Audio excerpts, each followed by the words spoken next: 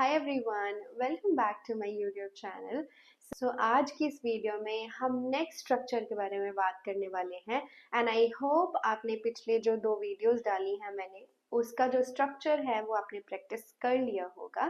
So before jumping into the video, अगर आपने इस वीडियो को शेयर नहीं किया है तो आप इसको शेयर कर दीजिएगा अपने उन दोस्तों के साथ जिनको सच में अपनी इंग्लिश इम्प्रूव करनी है एंड इस वीडियो को लाइक कर दीजिएगा and subscribe to my channel so that you will not miss out any of the videos ahead. So start करते हैं आज की वीडियो। आज का जो स्ट्रक्चर है वो बहुत इंपॉर्टेंट स्ट्रक्चर होने वाला है। जैसे हमने पिछला स्ट्रक्चर किया था नाउन बेस्ड सेंटेंसेस के साथ, उसी तरीके से आज का स्ट्रक्चर होने वाला है। इसमें जैसे आपसे कोई पूछता है वेयर आर यू, कहाँ हो आप कहाँ हो, या फिर वेयर इज शी, वो कहाँ है इस टाइम पे, है ना। तो आप उसका आंसर कैसे देते हो, इन सब क्वेश्चंस के आंसर आज हम इस वीडियो में करने वाले हैं। So let's get started. तो आज का जो स्ट्रक्चर होने वाला है वो आप ध्यान से देखिएगा।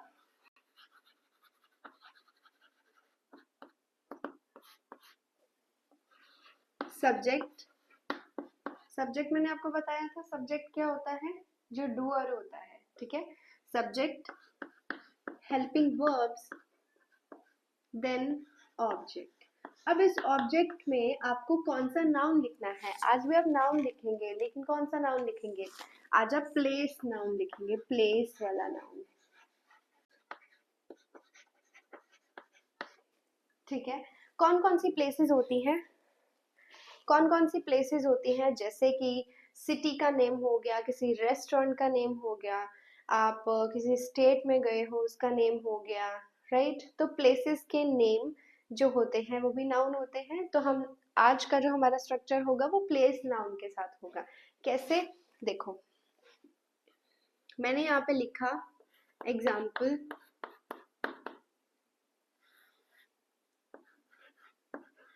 ये जैसे ये अमृतसर है,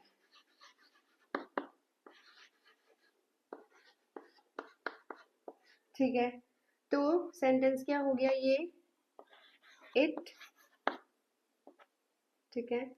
इज, हेल्पिंग वर्ब जो मैंने बताए थे आपको वो सेम यूज होंगे, इज, एम, आर, ठीक है। इट इज अमृतसर,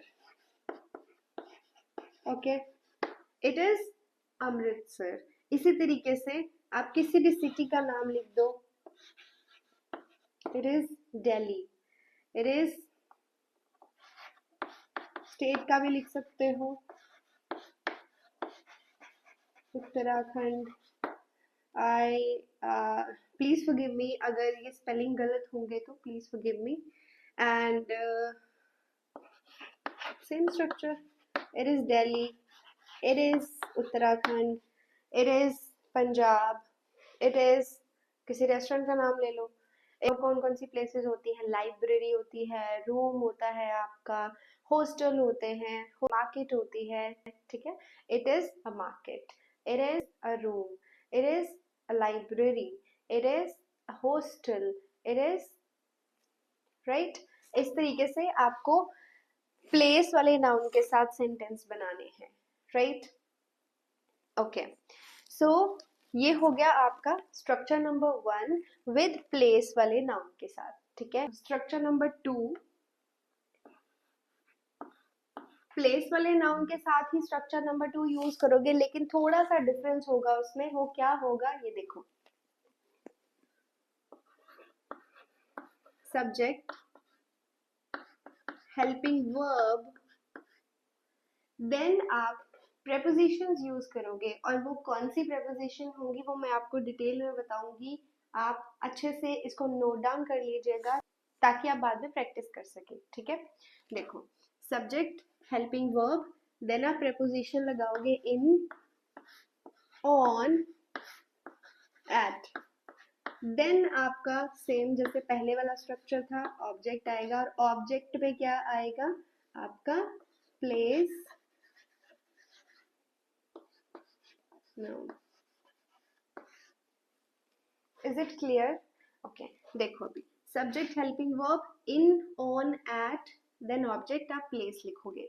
ठीक है, देखो अब क्या हो गया, इन कहाँ पे आप यूज करते हो, मैं आपको 3 तरीके के एग्जांपल दे रही हूँ और उससे मैं उसका डिफरेंस बताऊंगी, तो ध्यान से इसको नोट डाउन कर लेना।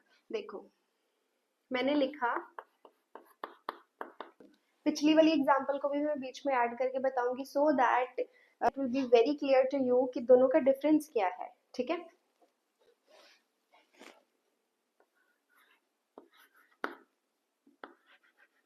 ये पहले वाले स्ट्रक्चर की एग्जांपल है, इट इज अ लाइब्रेरी। इसको हम ऐसे कर देते हैं, ठीक है, चलो, इट इज अ लाइब्रेरी, ये पिछले वाला स्ट्रक्चर हो गया। दूसरा सेंटेंस मैंने लिखा ये स्ट्रक्चर यूज करके, मैंने लिखा आई एम, अच्छा हेल्पिंग वर्ब पता नहीं मैं क्यों भूल जाती हूँ यहाँ पे लिखना, वैसे हेल्पिंग वर्ब सेम आएंगी, इज, एम, आर ही आप यूज करोगे। ठीक है, ये याद रखना है, is, am, are. Okay, I am in the library.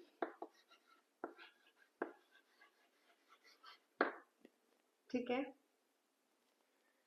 Example number 3, पहले हमने लिखा I am in the library, अब मैं लिखूंगी I am on the stage.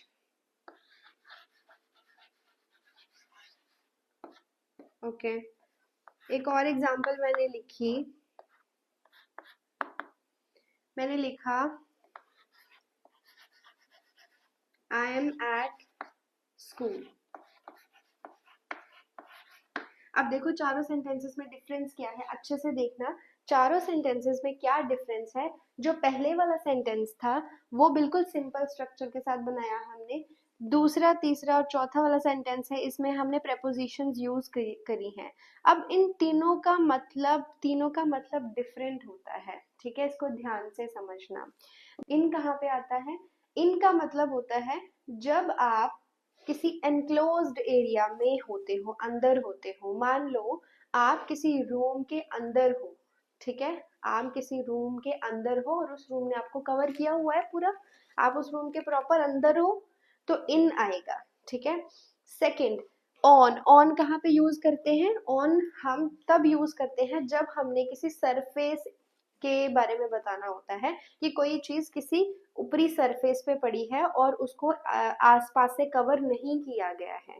ठीक है, ऑन हम तब यूज करते हैं। ठीक है, ओके, एट कब यूज होता है, एट आप तब यूज करते हो जब आपने एक पर्टिकुलर पॉइंट बताना है, एक पर्टिकुलर पॉइंट बताना है, एक पर्टिकुलर लोकेशन बतानी है, तब आप एट यूज करते हो। ठीक है, तब हमने एट यूज किया। जब मैंने बोला इट इज अ लाइब्रेरी, इसका मतलब है ये एक लाइब्रेरी है।